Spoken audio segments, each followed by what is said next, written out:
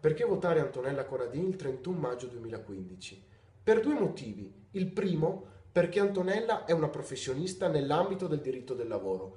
Questo significa che Antonella ha le competenze professionali e umane per affrontare il problema principale dei vicentini e degli altopianesi, cioè la crisi del lavoro. Saprà farlo tenendo in considerazione di tutte quelle che sono le categorie dei lavoratori, dal lavoratore subordinato al commerciante, dal piccolo imprenditore all'agricoltore, dalla partita IVA all'operatore turistico.